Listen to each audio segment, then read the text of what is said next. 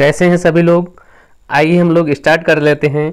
Model paper 8वां है ये UP triple S C पेट 2022 की जो श्रृंखला चलाई है हम लोगों ने, और लक्ष्य जो है आपका 15-16 अक्टूबर को जो आपका यूपी ट्रिपल एस सी पेट का एग्जाम है, इसमें सामान्य हिंदी का 8वां मॉडल पेपर देख लेते हैं हम लोग। और आप लोग कमेंट करके ज़रूर बताएं कि आप लोगों ने 25 क्वेश्चंस में से कितने सही किए। तो स्टार्ट करते हैं हम लोग आज का मॉडल पेपर।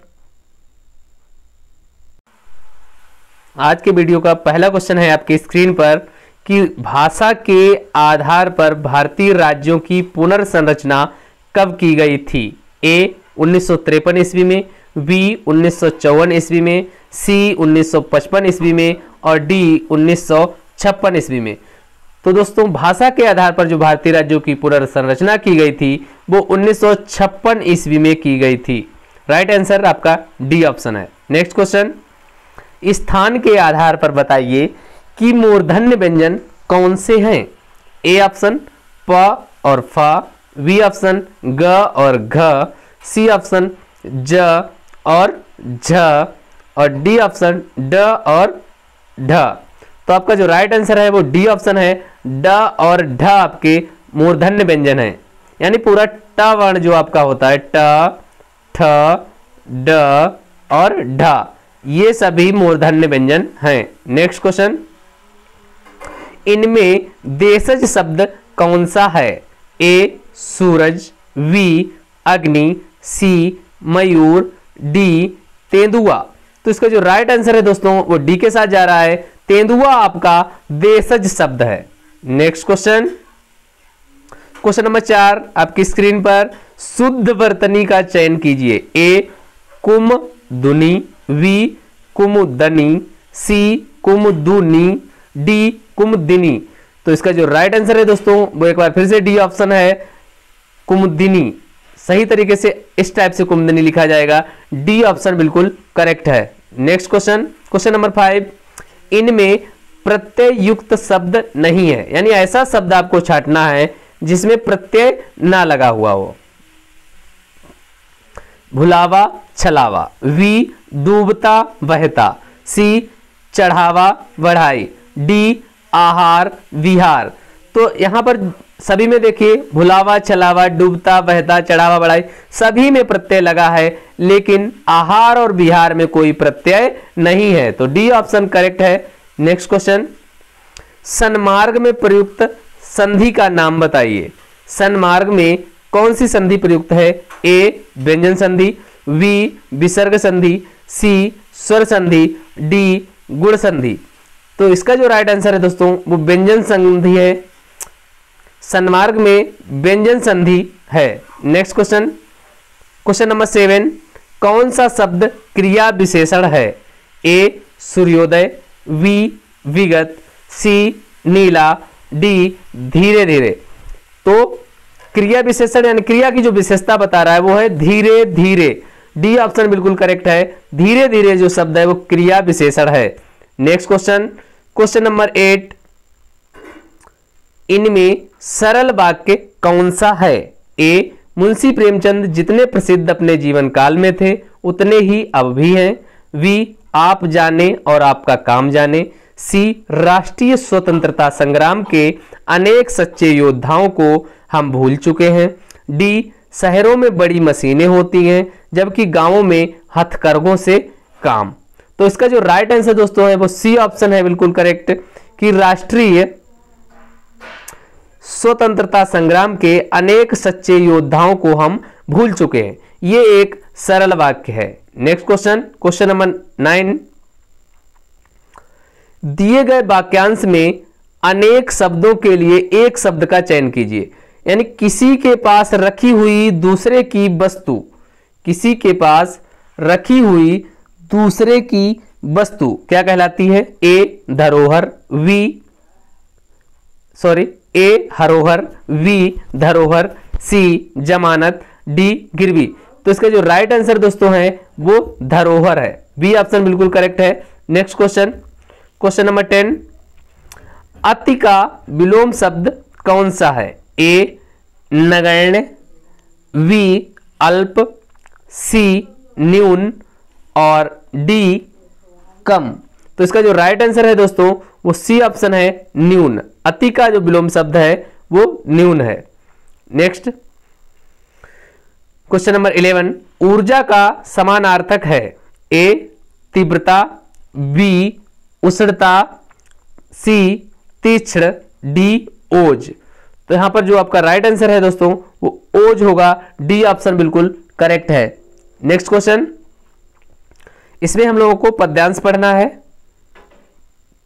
पद्यांश देख लेते हैं।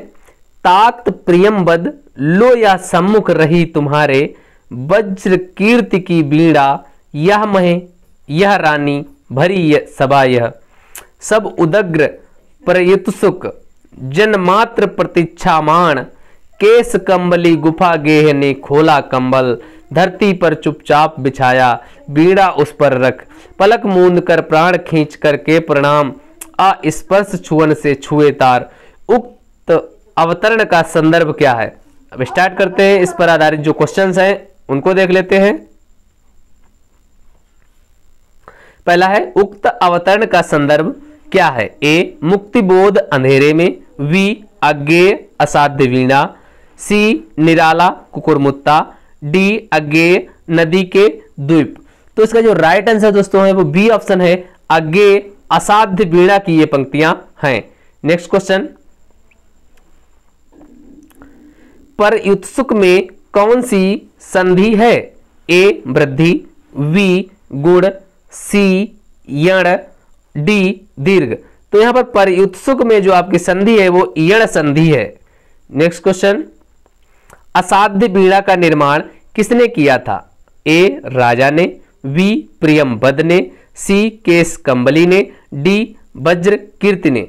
तो इसका जो राइट आंसर दोस्तों है वो डी ऑप्शन बिल्कुल क्लियर है, वज्र कीर्ति ने असाध्य वीणा का निर्माण किया था। नेक्स्ट क्वेश्चन, क्वेश्चन नंबर 15, सभा किस बात को देखने के लिए उत्सुक थी?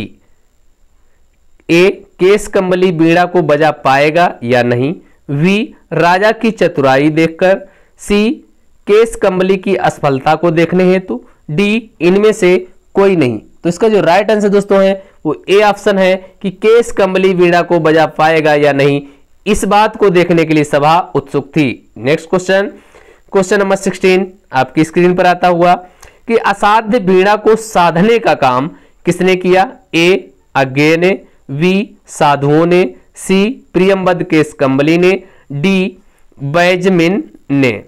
तो इसका जो राइट आंसर दोस्तों होगा वो सी ऑप्शन बिल्कुल करेक्ट है, प्रियमबद केस कंबली ने असाध्य वीणा को साधने का काम किया। नेक्स्ट क्वेश्चन नंबर 17, नीचे दिए गए वाक्यों का उचित क्रम में चयन कीजिए।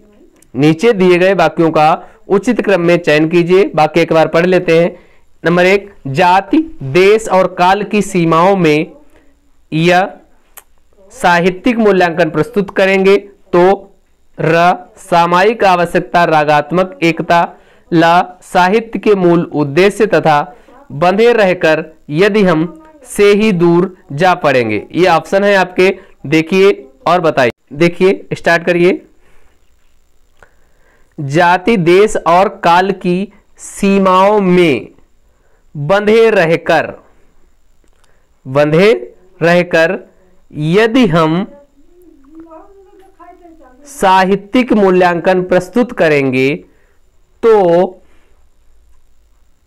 साहित्य के मूल उद्देश्य तथा सामयिक आवश्यकता रागात्मक एकता से ही दूर होते जा पड़ेंगे। तो इसका जो राइट आंसर है दोस्तों व या लारा, व या लारा यानी सी ऑप्शन बिल्कुल करेक्ट है आपका। नेक्स्ट क्वेश्चन, मोहन ने गाना गाया, वाक्य में कौन सा कारक है? मोहन ने गाना गाया, किसने गाना गाया? मोहन ने गाना गाया। कौन सा कारक है? ए संबोधन, बी संप्रदान, सी कर्म, डी कर्ता। तो इसका जो राइट आंसर दोस्तों है वो कर्ता है, कर्ता ने कर्म को, तो कर्ता ने, मोहन ने, किसने गाना गाया? मोहन ने। तो यहां पर कर्ता है आपका कारक। नेक्स्ट क्वेश्चन, क्वेश्चन नंबर 19, इनमें से कौन सा शब्द भाववाचक संज्ञा का नहीं है? ए चतुराई, वी उतराई, सी मिठाई, डी लड़ाई। तो इसका जो राइट आंसर दोस्तों है वो सी है, मिठाई।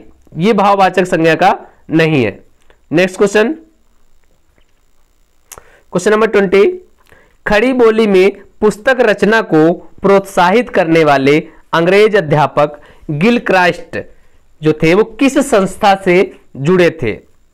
आपके सामने क्वेश्चन है, विकल्प दिए हुए हैं। ए कोलकाता साहित्य परिषद, बी ऑक्सफोर्ड विश्वविद्यालय, C Fort William college Kolkata, D Allahabad विश्वविद्यालय। तो इसका जो राइट आंसर है वो सी के साथ जाएगा, fort William college Kolkata. Next question, question number 21, अरस्तु की कृतियां इनमें से किस भाषा में? ए लैटिन भाषा, बी ग्रीक भाषा, सी अंग्रेजी भाषा, डी हिंदी भाषा। तो इसका जो राइट आंसर है दोस्तों वो बी के साथ जाएगा, ग्रीक भाषा। नेक्स्ट क्वेश्चन, अवधी बोली का केंद्र स्थल क्या है? A Ayodhya, B Bahraich, C Gorakhpur, D Barabanki. Most important question है दोस्तों। तो अवधी भाषा का जो केंद्र स्थल है वो अयोध्या है। ए ऑप्शन बिल्कुल करेक्ट है। नेक्स्ट क्वेश्चन, क्वेश्चन नंबर 23, जिन वाक्यों में सामान्य रूप से किसी कार्य के होने या करने का बोध होता है उसे क्या कहते हैं? ए आज्ञार्थक वाक्य, बी विधानार्थक वाक्य, सी संकेतार्थक वाक्य, डी निषेधार्थक वाक्य। तो इसका जो राइट आंसर होगा दोस्तों वो होगा आपका बी ऑप्शन, विधानार्थक वाक्य कहते हैं। नेक्स्ट क्वेश्चन, क्वेश्चन नंबर 24, मानव शब्द के लिए उपयुक्त भाववाचक संज्ञा का चयन कीजिए। मनुष्यत्व, मनस्वी, आदमीयत और मानवता। तो इसका जो राइट भाववाचक संज्ञा बनेगा वो होगा आपका मानवता। नेक्स्ट क्वेश्चन और अंतिम क्वेश्चन है इस वीडियो का, अशुद्ध वर्तनी वाला शब्द चुनिए। ए भामनी, बी भारोत्तोलन, सी भावना, डी भाग्याधीन। तो इसका जो राइट आंसर है दोस्तों वो डी है, जिसकी की वर्तनी है वो अशुद्ध है। बाकी भामनी, भारोत्तोलन, भावना सभी सही हैं। आज के वीडियो में इतना ही दोस्तों।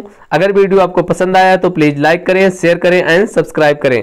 Thanks for watching.